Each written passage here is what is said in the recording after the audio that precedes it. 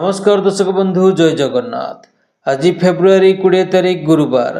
आज दिन ओडिशा तथा देश विदेशर ताजा खबर गुड़ी जानवाक चाहूले भिडटी को शेष पर्यंत देखंतु एवं भिडटी भल लगे लाइक शेयर करदे एवं प्रत्येक दिन यही ताजा खबर गुड़ी जानवाक चाहूले चैनल टी सब्सक्राइब कर पाखर ऑल बेल नोटिफिकेशन आइकन टी दबाई दिंतु एवं आपण क्यों जिल्लारू भिडटी को देखुंत कमेंट माध्यम जनातु। तेज आसतु नजर पकेबा आज संपूर्ण खबर उपरे। भूत खाऊथिले राशन कार्ड विधानसभा नहीं उत्तर रखिछंती खाद्य जोगाण और खाउटी कल्याण विभाग मंत्री कृष्णचंद्र पात्र।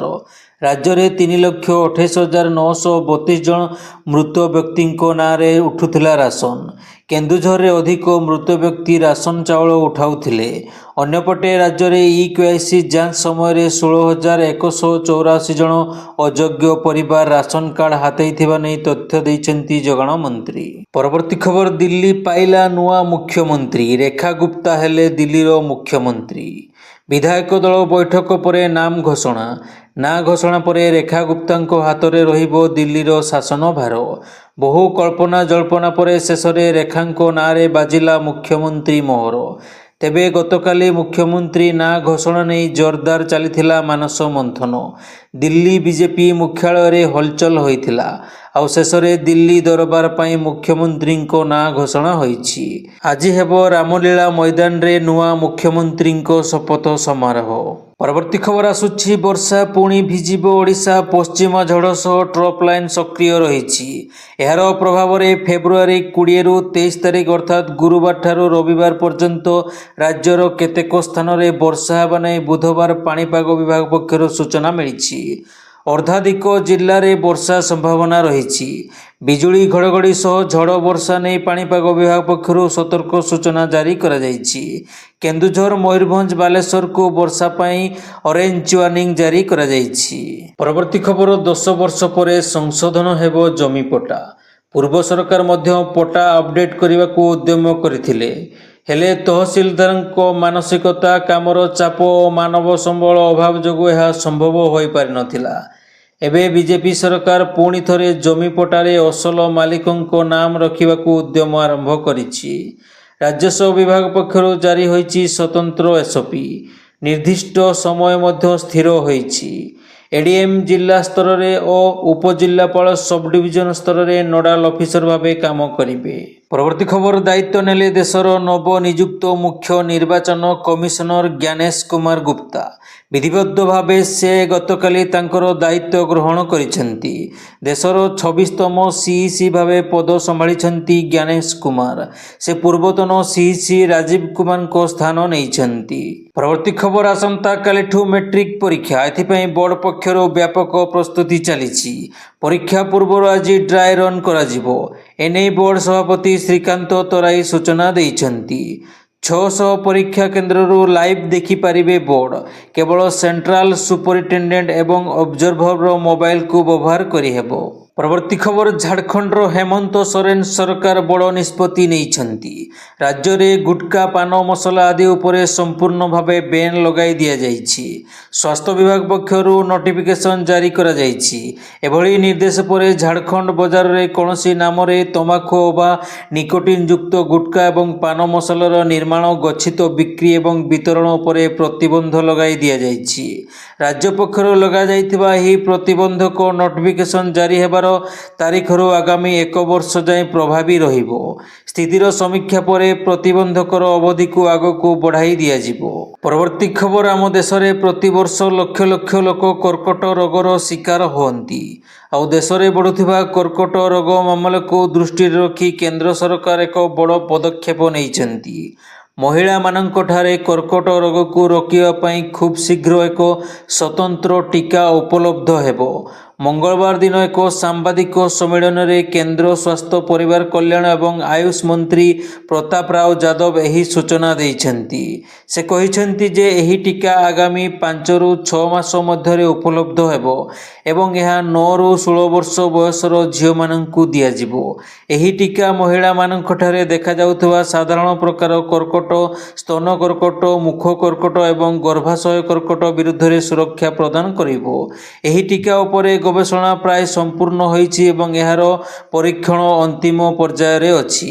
ପରବର୍ତ୍ତୀ ଖବର, ଏମ୍ସରେ ସିବିଆଇ ରେଡ୍। ବିଭିନ୍ନ ପଦପଦବୀ ନିଯୁକ୍ତିରେ ବଡ଼ ଧରଣର ଘୋଟାଲା ନେଇ ଜାଣିବାକୁ ପାଇବା ପରେ ଭୁବନେଶ୍ୱର ଏମ୍ସରେ ହୋଇଛି ସିବିଆଇ ରେଡ୍। ବୁଧବାର ଭୁବନେଶ୍ୱର ସିବିଆଇ ଟିମ୍ ପକ୍ଷରୁ ଏମ୍ସରେ ରେଡ୍ କରାଯାଇଛି। ମିଳିଥିବା ସୂଚନା ଅନୁସାରେ ଭୁବନେଶ୍ୱର ଏମ୍ସରେ ନିଯୁକ୍ତି ସ୍କାମ୍ ନେଇ ସିବିଆଇ ରେଡ୍ କରୁଛି। ଗାଜିଆବାଦ ଓ ଗୋରଖପୁରର ଜାଲ୍ ଡକୁମେଣ୍ଟ ଜରିଆରେ ଭୁବନେଶ୍ୱରର 5 ଜଣ ଠିକା କର୍ମଚାରୀଙ୍କୁ ସ୍ଥାୟୀ ନିଯୁକ୍ତି ମିଳିଥିବା ଅଭିଯୋଗ ହୋଇଛି। ସର୍ବଭାରତୀୟ ସ୍ତରରେ ଏମ୍ସରେ ନିଯୁକ୍ତି ପାଇଁ ପରୀକ୍ଷା କରାଯାଉଥିବା ବେଳେ ଭୁବନେଶ୍ୱର ଏମ୍ସ ନିଜସ୍ୱ ପରୀକ୍ଷା କରି ନିଯୁକ୍ତି ଦେଇଥିବା ଅଭିଯୋଗ ଆସିଛି, ଯାହାକି ଏମ୍ସ ନିଯୁକ୍ତି ପ୍ରକ୍ରିୟା ନିୟମର ସମ୍ପୂର୍ଣ୍ଣ ଉଲ୍ଲଂଘନ ହୋଇଛି। ଏନେଇ ଅଭିଯୋଗ ପରେ ଗତକାଲି 9 ଜଣିଆ ଟିମ୍ ମାରାଥନ ରେଡ୍ ସହ ବ୍ୟାପକ ଖୋଳତାଡ଼ କରିଥିବା ଜଣାପଡ଼ିଛି। ପରବର୍ତ୍ତୀ ଖବର, ବିପର୍ଯ୍ୟୟ ପୀଡ଼ିତଙ୍କୁ 1555 କୋଟିର ସହାୟତା ଘୋଷଣା କଲା କେନ୍ଦ୍ର। ଏନେଇ ସ୍ୱରାଷ୍ଟ୍ର ମନ୍ତ୍ରୀ ଅମିତ ଶାହା ଏକ୍ସରେ ସୂଚନା ଦେଇଛନ୍ତି।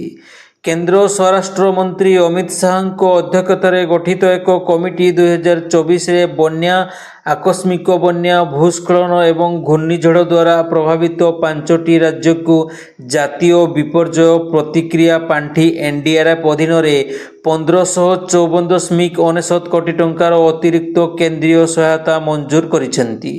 ଏକ ସରକାରୀ ବିବୃତ୍ତି ଅନୁଯାୟୀ ମୋଟ 1554.99 କୋଟି ଟଙ୍କାର ପରିମାଣ ମଧ୍ୟରୁ ଆନ୍ଧ୍ରପ୍ରଦେଶ ପାଇଁ 608.8 କୋଟି, ନାଗାଲାଣ୍ଡ ପାଇଁ 170.99 କୋଟି, ଓଡ଼ିଶା ପାଇଁ 255.24 କୋଟି, ତେଲେଙ୍ଗାନା ପାଇଁ 231.75 କୋଟି ଏବଂ ତ୍ରିପୁରା ପାଇଁ 288.93 କୋଟି ଟଙ୍କା ମଞ୍ଜୁର କରାଯାଇଛି। ଉଚ୍ଚସ୍ତରୀୟ କମିଟି 5ଟି ରାଜ୍ୟକୁ NDRFରୁ 1554.99 କୋଟି ଟଙ୍କାର କେନ୍ଦ୍ରୀୟ ସହାୟତା ମଞ୍ଜୁର କରିଛି। ପରବର୍ତ୍ତୀ ଖବର, ଭିଜିଲାନ୍ସ ଜାଲରେ ଆଉ ଜଣେ ସରକାରୀ ବାବୁ। 50,000 ଟଙ୍କା ଲାଞ୍ଚ ନେବା ସମୟରେ ମାଡ଼ି ବସିଲା ଭିଜିଲାନ୍ସ ଟିମ୍। କେନ୍ଦୁଝର ଭୂ ଅର୍ଜନ ଉପବିଭାଗର ଉପଜିଲ୍ଲାପାଳ ଶରତ ଗିରି ଭିଜିଲାନ୍ସ ହାତରେ ଧରାପଡ଼ିଛନ୍ତି। ଚିତ୍ରେସନ ବ୍ରହ୍ମ ନାମକ ଜଣେ ବ୍ୟକ୍ତିଙ୍କଠାରୁ 50,000 ଟଙ୍କା ଲାଞ୍ଚ ନେବା ବେଳେ ମାଡ଼ି ବସିଲା ଭିଜିଲାନ୍ସ ବିଭାଗ। କେନ୍ଦୁଝର ଜିଲ୍ଲା 20 ନମ୍ବର ଜାତୀୟ ରାଜପଥର ବନାଯୋଡ଼ି ନିକଟରେ 6 ଥାକିଆ ରାସ୍ତା ନିର୍ମାଣ କାମ ଚାଲିଛି। ଏଥିପାଇଁ ଚିତ୍ରସେନ ବ୍ରହ୍ମଙ୍କର 1.5 ଏକର ଜମି ବାବଦକୁ 6,96,000 ଟଙ୍କା କ୍ଷତିପୂରଣ ପାଇବାର ଥିଲା। ହେଲେ ଏହି ଟଙ୍କା ଦେବାକୁ ଶରତ ଗିରି 10% ହିସାବରେ 70,000 ଟଙ୍କା ଲାଞ୍ଚ ମାଗିଥିଲେ। ଶେଷରେ 50,000 ଟଙ୍କା ଲାଞ୍ଚ ନେବା ବେଳେ ମାଡ଼ି ବସିଲା ଭିଜିଲାନ୍ସ ଟିମ୍। ପରବର୍ତ୍ତୀ ଖବର, ବ୍ରହ୍ମକୁମାରୀ ଈଶ୍ୱରୀୟ ବିଶ୍ୱବିଦ୍ୟାଳୟର କେନ୍ଦୁଝରର ପୁରୁଣା ବଜାରରେ ନବନିର୍ମିତ ଆଶ୍ରମକୁ ଶନିବାର ଉଦ୍ଘାଟନ କରିବେ ମୁଖ୍ୟମନ୍ତ୍ରୀ ମୋହନ ଚରଣ ମାଝୀ।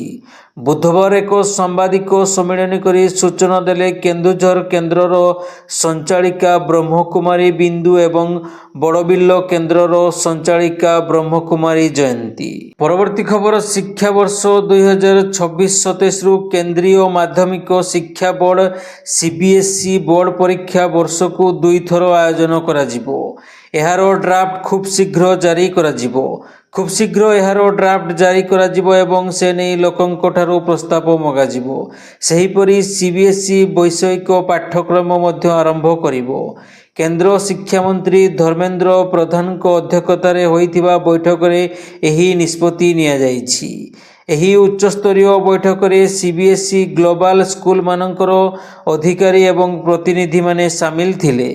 ନୂଆ ପାଠ୍ୟକ୍ରମକୁ ବିକଶିତ କରିବା ଏବଂ ତାକୁ ଲାଗୁ କରିବା ପାଇଁ ଆବଶ୍ୟକୀୟ ଯୋଜନା ଓ ପଦକ୍ଷେପ ଉପରେ ଶ୍ରୀ ପ୍ରଧାନ ଚର୍ଚ୍ଚା କରିଥିଲେ। ପରବର୍ତ୍ତୀ ଖବର, ଓଡ଼ିଶା ଚାଷୀଙ୍କ ସଂଖ୍ୟା କେତେ? ବିଧାନସଭାରେ ଲିଖିତ ଉତ୍ତର ରଖିଲେ ଉପମୁଖ୍ୟମନ୍ତ୍ରୀ KV ସିଂହଦେଓ। ରାଜ୍ୟରେ 48,65,850 ଜଣ ଚାଷୀ, 9,05,184 ଭାଗ ଚାଷୀ, 8,87,272 ଜଣ କ୍ଷୁଦ୍ର ଚାଷୀ ଏବଂ 36,36,000 658 ଜଣ ନାମମାତ୍ର ଚାଷୀ ଅଛନ୍ତି। ରାଜ୍ୟରେ ପ୍ରଧାନମନ୍ତ୍ରୀ କିଷାନ ସମ୍ମାନ ନିଧି ଯୋଜନାରେ ଅକ୍ଟୋବର 2024 ପର୍ଯ୍ୟନ୍ତ 31,51,700 ଚାଷୀ ଉପକୃତ ହୋଇଛନ୍ତି। ପରବର୍ତ୍ତୀ ଖବର, ସମସ୍ତ ଭତ୍ତା ପାଉଥିବା ହିତାଧିକାରୀଙ୍କୁ ମାସିକ 3,000 ଟଙ୍କା ଲେଖାଏଁ ଭତ୍ତା ପ୍ରଦାନ କରାଯିବା ଦାବିରେ ଓଡ଼ିଶା କନ୍ଧମାଳ ଜିଲ୍ଲା ଭତ୍ତା ପ୍ରଦାନ ସଂଘର୍ଷ ସମିତି ପକ୍ଷରୁ ଦାବି କରାଯାଇଛି। ମଙ୍ଗଳବାର ଦାରିଙ୍ଗବାଡ଼ିଠାରେ ବିରାଟ ସଭା ଓ ଶୋଭାଯାତ୍ରା ମାଧ୍ୟମରେ ପ୍ରତିବାଦ କରାଯିବା ସହ ବ୍ଲକ କାର୍ଯ୍ୟାଳୟକୁ ବିକ୍ଷୋଭକାରୀମାନେ ଘେରିଥିଲେ। ରାଜ୍ୟର ମୁଖ୍ୟମନ୍ତ୍ରୀ ମୋହନ ଚରଣ ମାଝୀଙ୍କ ଉଦ୍ଦେଶ୍ୟରେ ବିଡିଓ ପ୍ରୀତିରଞ୍ଜନ ରଥଙ୍କୁ ସ୍ମାରକ ପତ୍ର ପ୍ରଦାନ କରାଯାଇଛି। ପରବର୍ତ୍ତୀ ଖବର, ହରିୟାଣା ଓ ଦିଲ୍ଲୀ ଗସ୍ତରେ ଉପମୁଖ୍ୟମନ୍ତ୍ରୀ ପ୍ରଭାତୀ ପରିଡ଼ା ହରିୟାଣାରେ ସୁରଜକୁଣ୍ଡ ଅନ୍ତର୍ଜାତୀୟ କ୍ରାଫ୍ଟସ୍ ମେଳାରେ ଯୋଗ ଦେବେ। ମେଳାରେ ଓଡ଼ିଶା ଥିମ୍ ପେଭିଲିୟନକୁ ପରିଦର୍ଶନ କରିବେ। ପରବର୍ତ୍ତୀ ଖବର, ଲୋଭୀ ସରପଞ୍ଚଙ୍କୁ ପାନେ ମିଳିଛି। ଯେଉଁ ଘଟଣାକୁ କେହି ଜାଣିପାରିବେନି ବୋଲି ଏକଦା ଭାବିଥିଲେ, ପରବର୍ତ୍ତୀ ସମୟରେ ତାହା ପଦାରେ ପଡ଼ିଛି। ଯାଜପୁର ଜିଲ୍ଲା ଦଶରଥପୁର ବ୍ଲକ ଗ୍ରାମ ନନ୍ଦୀପୁର ସରପଞ୍ଚ ସଂଯୁକ୍ତା ମହାନ୍ତି ନିଲମ୍ବିତ ହୋଇଛନ୍ତି। ରାଜ୍ୟ ସରକାରଙ୍କ ପଞ୍ଚାୟତରାଜ ବିଭାଗ 11,72,500 ଟଙ୍କା ହେରଫେର ମାମଲାରେ ଶ୍ରୀମତୀ ମହାନ୍ତିଙ୍କ ବିରୁଦ୍ଧରେ କାର୍ଯ୍ୟାନୁଷ୍ଠାନ ନେଇଛନ୍ତି। 2012-17 ମସିହାର ସରପଞ୍ଚ ଥିବା ସମୟରେ ସେହି ଅର୍ଥ ହେରଫେର କରିଥିଲେ। ଲୋକଙ୍କ ବାର୍ଦ୍ଧକ୍ୟ ଭତ୍ତା ମନରେଗା ଯୋଜନାର ଅର୍ଥକୁ ନିଜ ସ୍ୱାମୀ ପ୍ରଦୀପ କୁମାର ମହାନ୍ତିଙ୍କ ଆକାଉଣ୍ଟକୁ ନେଇ ଆତ୍ମସାତ ହୋଇଥିବା ଅଭିଯୋଗ ହୋଇଥିଲା। ପରବର୍ତ୍ତୀ ଖବର, ଦୀର୍ଘ 15 ଦିନ ଧରି ଚାଲିଥିବା ଖଣ୍ଡଗିରି ମାଘ ମେଳା ଶାନ୍ତି ଶୃଙ୍ଖଳାର ସହ ସରିଛି। ବିଏମ୍ସି ଚଳିତ ବର୍ଷ ରେକର୍ଡ ରାଜସ୍ୱ ଆଦାୟ କରିଛି। 80 ଲକ୍ଷରୁ ଅଧିକ ଟଙ୍କା ରାଜସ୍ୱ ଆଦାୟ ହୋଇଛି। ପୂର୍ବ ବର୍ଷ ତୁଳନାରେ 23 ଲକ୍ଷ ଟଙ୍କା ଅଧିକ ରାଜସ୍ୱ ଆଦାୟ ହୋଇଛି। ପରବର୍ତ୍ତୀ ଖବର, ସୁନା କିଣୁଥିଲେ ସାବଧାନ, ଆପଣ ବି ହୋଇପାରନ୍ତି ଠକାମିର ଶିକାର। କାହିଁକି ନା ସୁନା ଦୋକାନରେ ଓଜନ ମାପରେ ଠକୁଛନ୍ତି ଦୋକାନୀ। ଆଉ ଏ ସମ୍ପର୍କରେ ଖୁଲାସା କରିଛନ୍ତି ଖାଦ୍ୟ ଯୋଗାଣ ମନ୍ତ୍ରୀ କୃଷ୍ଣଚନ୍ଦ୍ର ପାତ୍ର। ତାଙ୍କ ସୂଚନା ମୁତାବକ ଗତ 5 ବର୍ଷରେ 36 ଜଣ ବ୍ୟବସାୟୀ ଓଜନ ମାପ ଠକେଇରେ ଧରା ପଡ଼ିଛନ୍ତି। ଆଉ ସେମାନଙ୍କଠାରୁ 4,97,500 ଟଙ୍କାର ଜରିମାନା ଆଦାୟ ହୋଇଛି। ସେହିପରି 8 ଜଣ ବ୍ୟବସାୟୀ ନକଲି ହଲମାର୍କରେ ସୁନା ବିକ୍ରି କରୁଥିବା ଅଭିଯୋଗରେ ଧରାପଡ଼ିବା ପରେ 7 ଜଣଙ୍କ ଲାଇସେନ୍ସ ବାତିଲ ଓ ଜଣଙ୍କ ବିରୁଦ୍ଧରେ ମାମଲା ରୁଜୁ କରାଯାଇଛି। ପରବର୍ତ୍ତୀ ଖବର, ଲୋକସେବା ଭବନରେ ମଙ୍ଗଳବାର ଅପରାହ୍ନରେ ପୁଣି ଏକ ଅଘଟଣ ଘଟିଛି। ଅପରାହ୍ନ ପ୍ରାୟ 4:38ରେ ସମବାୟ ବିଭାଗ ଉପରସ୍ଥ ପରିସରରେ ଅଗ୍ନିକାଣ୍ଡ ଘଟି ବହୁ ଗୁରୁତ୍ୱପୂର୍ଣ୍ଣ ଯନ୍ତ୍ରାଂଶ ପୋଡ଼ି ନଷ୍ଟ ହୋଇଯାଇଛି। ଖବର ପାଇ ଅଗ୍ନିଶମ ବାହିନୀର 2ଟି ଟିମ୍ ଘଟଣାସ୍ଥଳରେ ପହଞ୍ଚି ନିଆଁକୁ ଆୟତ୍ତ କରିଛି। ବିଦ୍ୟୁତ ସର୍ଟ ସର୍କିଟ ଯୋଗୁଁ ଅଗ୍ନିକାଣ୍ଡ ଘଟିଥିବା କୁହାଯାଉଥିବା ହେଲେ ପ୍ରକୃତ କାରଣ ଜଣାପଡ଼ିନାହିଁ। ପରବର୍ତ୍ତୀ ଖବର, ଯାତ୍ରୀବାହୀ ବସ୍ରେ ପ୍ରଥମ ମହିଳା ଯାତ୍ରୀ ଚଢ଼ିଲେ ଦୁର୍ଘଟଣା ଓ ଗାଡ଼ି ଖରାପ ହେବା ଭଳି ରହିଥିବା ଅନ୍ଧବିଶ୍ୱାସକୁ ଦୂର କରିବା ଲାଗି ପଦକ୍ଷେପ ନିଆଯାଇଛି। ଏଥିପାଇଁ ରାଜ୍ୟ ସରକାର ପରିବହନ ବିଭାଗକୁ ଦୃଢ଼ ପଦକ୍ଷେପ ଗ୍ରହଣ କରିବାକୁ ନିର୍ଦ୍ଦେଶ ଦେଇଛନ୍ତି।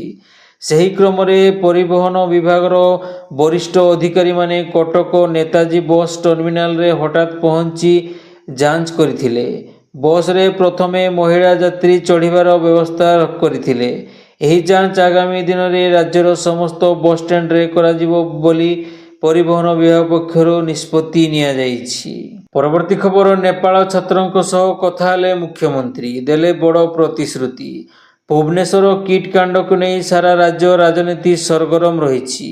ବିବାଦ ଥମୁନଥିବା ବେଳେ ଦିନକୁ ଦିନ ଘଟଣା ରୋଚକ ମୋଡ଼ ନେଉଛି। ଏହାରି ଭିତରେ ନେପାଳ ସହ କଥା ହୋଇଛନ୍ତି ମୁଖ୍ୟମନ୍ତ୍ରୀ ମୋହନ ଚରଣ ମାଝୀ।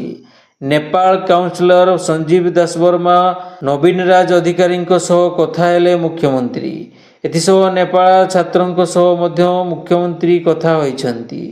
ମୃତ କିଟ୍ ଛାତ୍ର ପ୍ରକୃତିଙ୍କ ମାମଲାରେ ନ୍ୟାୟ ପ୍ରଦାନ କରାଯିବ ବୋଲି ସେ ଛାତ୍ରଙ୍କୁ ଆଶ୍ୱାସନା ଦେଇଛନ୍ତି।